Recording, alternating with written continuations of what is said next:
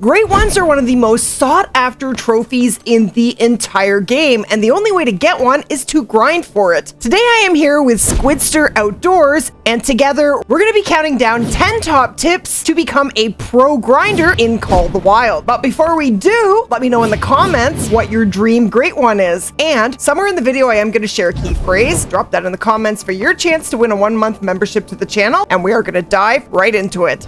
So the first tip I have for you for becoming a pro grinder in Call of the Wild is to choose the easiest map for whichever grind that you would like to do. So for example, if you were to do a fallow grind, I would recommend choosing Te Awaroa to do your first fallow grind. And the reason for that is because fallow have the least amount of drink zones in Te Awaroa compared to any other fallow map. So they have around 30-ish drink zones in Te Awaroa, whereas if you were to do your grind in Emerald Coast, you would need between 45 and 55 drink zones. So if this is your first grind and you want to do the easiest grind possible, which I would recommend starting in Te Awaroa with fallow deer. 100%. Absolutely. The easiest map for the whitetail grind here in the Hunter Call of the Wild is going to be Reventuli. Agreed. In Reventuli Coast, there should be around 60 zones for whitetail. And for moose, I would recommend doing your first moose grind in Medved, and you will need around 135 drink zones in Medved. Whereas maps like New England, you will have to find over 200 drink zones for moose. That is not a first grinder's map. Definitely a huge challenge. Absolutely. And then there's red deer. For red deer, I would always recommend Te Awaroa because the map is very wide open and there's only around 40 zones to find. Okay, so those are some recommendations for the best maps for some of the grinds for you to start on. So the next tip that we're going to recommend to you here today is to find all of your drink zones unless you are doing a grind on one of the predator species. So for example, red fox or black bear. This isn't 100% essential, but we do recommend it in order to get the most consistent response possible. Yeah, so sometimes people struggle with finding all of their drink zones, but for species that drink, it is so important because if you don't, you're going to end up with inconsistent respawns. And no one likes to do a grind where there is nothing to shoot, especially not me. That absolutely drives me crazy. So here are some tips for finding your zones. So the first thing you want to do is spot absolutely everywhere. You want to follow tracks. If you are doing a whitetail grind and looking for your whitetail zones, pick up any tracks or need zone indicators. Listen for mating or warning calls, and if you see traveling whitetail or whatever species it is that you are doing a grind on, do not shoot them, follow them to their zone and discover their zone. Now, if you are still struggling to find your zones after all that, what I would recommend doing is you could take a four-wheeler and hit all of the spots for whatever species it is that you are grinding, all the spots where they drink. Just take your four-wheeler around the edge of each water source and get off every time you see a need zone indicator and pick up that need zone indicator. You can discover zones without any animals being in them. Now, here's a little story that helped me find a pile of zones. I was trying to set up a moose grind a couple years ago in the New England mountains, and there are over 200 drink zones for moose on that map. Crazy, I know. And I was really struggling to find my last few zones. I already had over 200 zones, but I could not get any respawns to come in. So I spent 3 hours looking for zones and I found one zone. I actually just coincidentally went for a hunt for gray fox who just happened to drink right after moose do, and while I was hunting them for 1 hour, I found 8 moose drink zones just from picking up the need zone indicators that were left on the ground from after moose stopped drinking. So there you go, figure out what drinks after whatever species it is that you are doing a grind on and go for a hunt, pick up every need zone indicator, and that is a really easy way to find all of your zones. 100%. Now, we can actually share with you how many drink zones that you are looking for certain grinds. For fallow here in Te Awaroa, you're going to have around 30 to 40. In Emerald Coast for fallow, you're going to have 45 to 55. For Medved, on the moose grind, you're going to have around 135 drink zones. For Yukon on the moose grind, you're going to have around 180. And last but not least, for red deer here in Te Awaroa, you're going to have around 40. Okay, so for whitetail, for Layton, 60 plus drink zones. For Reventuli, 60 plus. For Rancho, 40 plus. And for New England, you don't want to do your grind in New England. probably over 200 drink zones, but there's a lot. Yeah, there's definitely a lot of zones in New England. For sure. That is definitely a pro grinders map. Not for beginners by any means. That is for sure. So the next tip we have for you for becoming a pro grinder in Call of the Wild is to optimize your tent and tripods when setting up. Now, when you are dropping a tent, I like to place my tents 230 meters from the drink zone. So basically what I do is if I were setting up on this drink zone right here, I would place a waypoint and then I would literally run in the opposite direction until I hit 230 meters and I will literally drop my tent with the opening facing my zone. Then I'm gonna drop a tripod. Now I like to drop my tripods at about 175 to 200 meters away from the zone because I want to be able to run straight into my tripod, climb up, and start shooting without spooking any animals. And by having the tripod within 200 meters, if I do need to use a caller, they will be able to hear me, but they can't hear if you are over 200 meters away from the animals. So that is how I like to do my setups. Now, if you are using herd management, when you do get to the point where you do have all your exteriors shut down, you can place tents as pickup tents, and that is going to greatly increase the speed of your grind because it cuts out all the time that you have to spend running over to pick up your kills. And if you're not using herd management, then I would highly recommend using pickup tents. So our next tip here today on the top 10 best tips for becoming a pro grinder here in the Hunter Call of the Wild is going to be to use an out-of-class rifle. Now, for example, when I'm doing pretty much any grind besides the pheasant grind, I always use a class 7 to 9 rifle. Usually my weapon of choice is the Valgrita 375. And I like to use the Arzina 300. And our reasoning for that is because of the fact that for your normal kills only, do not use the improper weapon on a trophy as it will mess it up and it will degrade the trophy medal by 1. So for example, if you shoot a diamond with the improper weapon, it will then become a gold. But our reasoning for this is the fact that when you're just casually harvesting, shooting those normal kills or just those non-trophy animals, for example this level 3 fallow here, with a bigger weapon can make it so that way the tracking process is reduced a lot. The reason I use a higher caliber weapon is because animals will die so much faster, so you will end up doing way less tracking, and it will take you way less time to get through your grind, so therefore your great one will spawn sooner from using a higher caliber weapon. You just have to be careful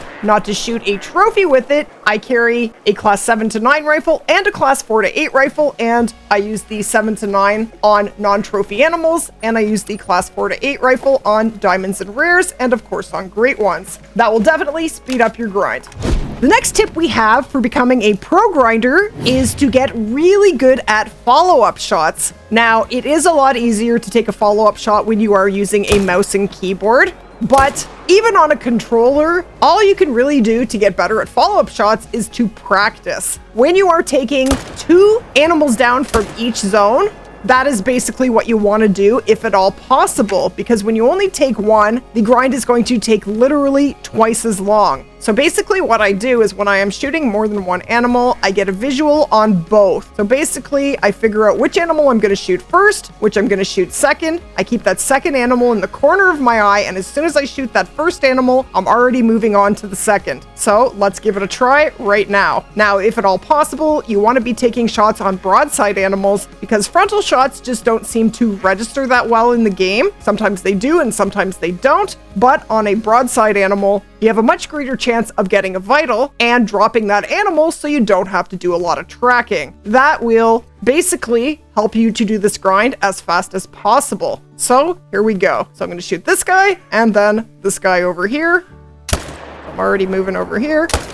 And we got them both. Beautiful. So basically you just want to practice, practice, practice. Anything you do over and over again, you are going to get better at. That is just life. 100%. Okay, so this is one of the deer that I just shot. As you can see, I did use the wrong caliber, but it's not a trophy, so it doesn't matter. And because I took a shot on basically quite a bit of angle, but as you can see, this fallow hit the ground instantly and no tracking required. So the next tip that we're going to be sharing with you here today is to become very good at herd management. Now, herd management is the process of filling all of your exterior zones or the zones that you're not going to be consistently rotating through with small animals in order to force spawn big animals into your mains, spawning more diamonds, bigger rares, and eventually even that great one.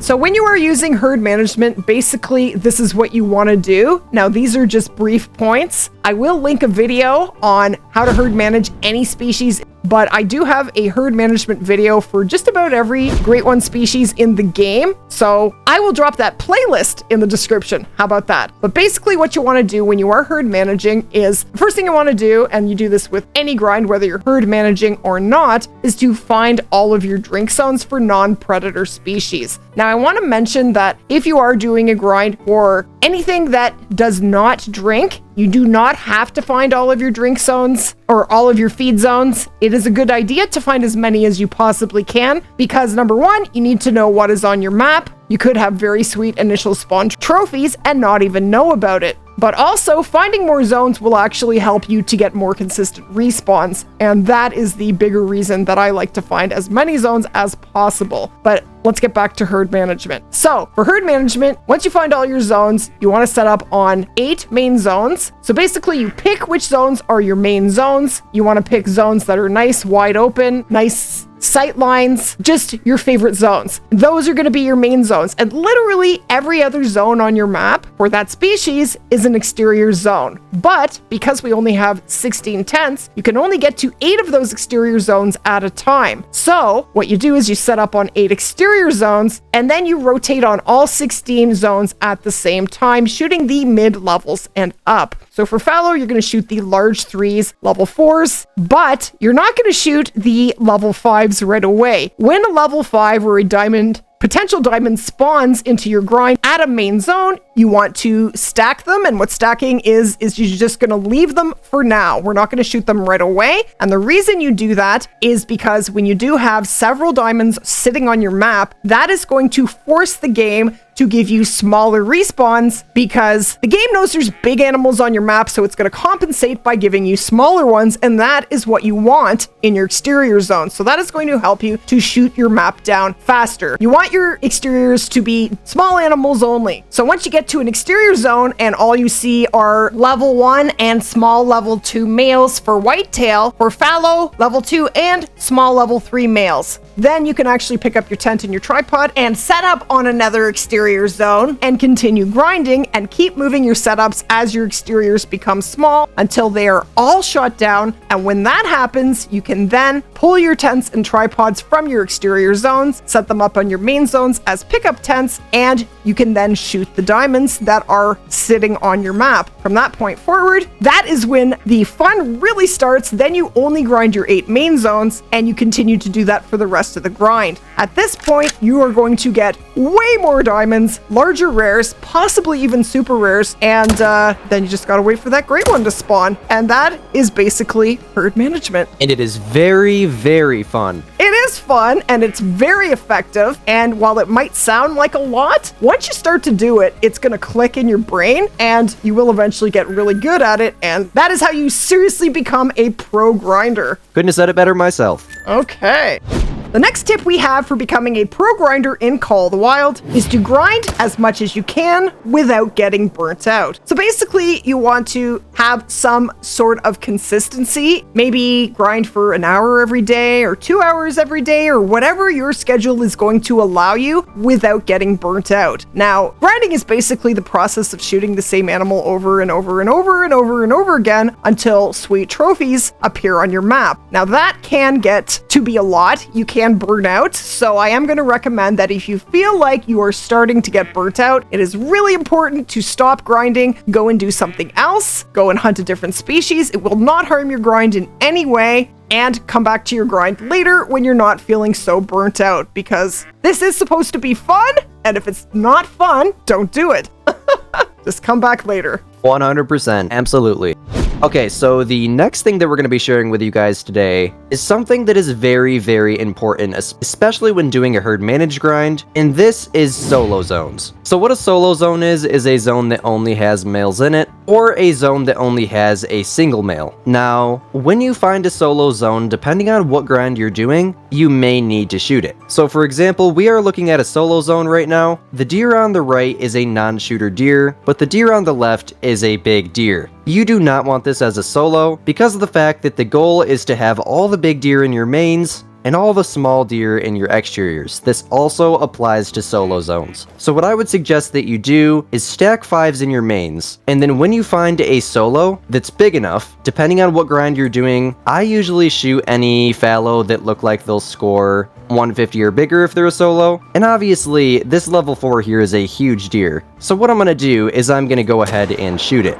And splat! Beautiful. Now what I'm aiming for to happen here is for this solo to come back as a non-shooter deer, or non-shooter animal, depending on what grind you're doing. Now, this isn't guaranteed. Like I said, something that'll help you with that is having max level animals in your mains, but the whole goal with solos is to shoot them down to non-shooter animals. So when you want to take care of your solos, this is what you want to do. So I wouldn't worry about dealing with this until you have a lot of diamonds stacked and sitting on your map. So once you do, then you want to wait at least 20 minutes real time since shooting your last fallow. You want to give them a chance to respawn. Nothing can be in the respawn pool before you shoot your solo in order for this to work. So go ahead and shoot your solo. You want this to be a mid-level or higher. Anything smaller than that, just leave them as a solo. So shoot it, leave it on the ground. Then you want to actually go to your exterior zones, pick an exterior zone, and shoot one of these small males from your exterior zone. Then leave the map.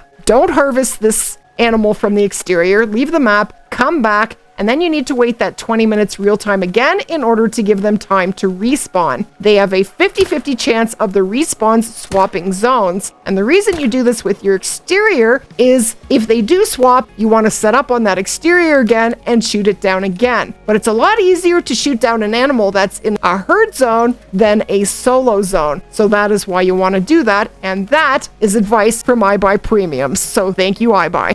So while we are on the topic of solos, I want to talk a little bit about need zone indicators and their importance. So basically right here, this is a need zone indicator for a solo zone. As you can see in the top right hand corner, we only have one animal in this zone. Say you're setting up a moose grind in Layton, and there are a lot of solo zones in Layton for moose. Say you find a zone that has 2 bull moose in it, and you go, great, there is a herd zone, it's got 2 bulls, I'm gonna set up on it, and you go and you set up. That is not actually what you want to do. What you want to do is before you set up on that zone, go over and check the need zone indicator, because you could have a herd zone and a solo zone. The solo zone could be attached and sharing a drink zone with the herd. And if one of your bulls is the solo, what's going to happen is when you go and you shoot those 2 bulls for the first time, one of them is going to respawn somewhere else. So when you come back to shoot that zone next time, it's only going to have 1 bull in it, and it's only ever going to have 1 bull in it. And you want to set up on 2 so that you have the most efficient grind possible. So check your need zone indicators when setting up to avoid this problem.